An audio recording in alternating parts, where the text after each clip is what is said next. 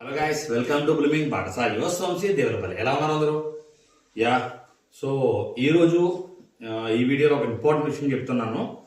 So ఎవరు skip చేయకుండా video కంప్లీట్గా చూడండి. చాలా చాలా ఇంపార్టెంట్ విషయం అయితే రీసెంట్గా ఒక 3 days బ్యాక్ ఒక అన్ఈవెన్ సిచ్యుయేషన్ ఎదుర్కోవడం జరిగింది. సో ఆ సిచ్యుయేషన్లో మా ఫ్రెండ్ యాజ్ యూజువల్ మనకు ఒక ఎమర్జెన్సీ కాంటాక్ట్ నెంబర్స్ ఉంటాయి కదా. పోలీస్ ఎంక్వైరీ అయితే 100, అలాగే అంబులెన్స్ అయితే 108, ఇవన్నీ మనకు తెలిసినవే కదా.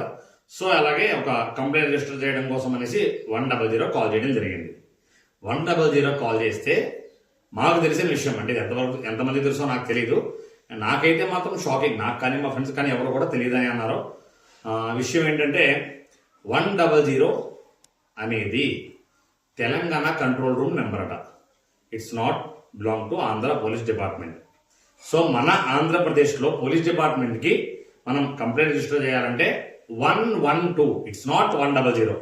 100 కన్నా కాల్ చేసినట్లయితే అది తెలంగాణ కంట్రోల్ రూమ్కి కాంటాక్ట్ అవ్వడం జరుగుతుంది. మన ఆంధ్రప్రదేశ్లో మనం కనుక పోలీస్ డిపార్ట్మెంట్ని కాంటాక్ట్ చేయాలంటే it's not 100, it's 112. Okay, it's 112. ఓకేనా? సో ఈ విషయం ఎవరికైనా తెలుసా? నాకైతే చాలా షాక్ అయ్యాను. నేను చాలా మంది నా ఫ్రెండ్స్కి కాల్ చేసి అడిగిన తర్వాత లేదు నాకు తెలియదు అన్నారు. సో ఇట్స్ వెరీ ఇంపార్టెంట్, మనందరం ఖచ్చితంగా తెలుసుకోవాలి. ఎందుకంటే ఎమర్జెన్సీ కాంటాక్ట్ నెంబర్స్ అనేవి కంపల్సరీ మనందరం ఒక అవేర్నెస్ ఉండాలి మనందరికీ. అలాగే మీ చుట్టుపక్కల మీ ఫ్రెండ్స్కి, మీ సిస్టర్ బ్రదర్స్ అందరికి కూడా కమ్యూనికేట్ చేయండి.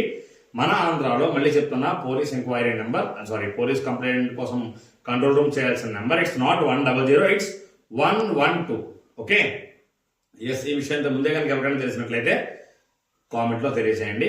ఒకవేళ తెలియకపోతే ఈ వీడియోని 10 మందికి షేర్ చేయండి. అలాగే ఎస్, ఈ న్యూస్ గురించి మీ అభిప్రాయం ఏంటో కామెంట్లో తెలియజేయండి. Like, share and subscribe to blooming Pathashala. Bye, signing of.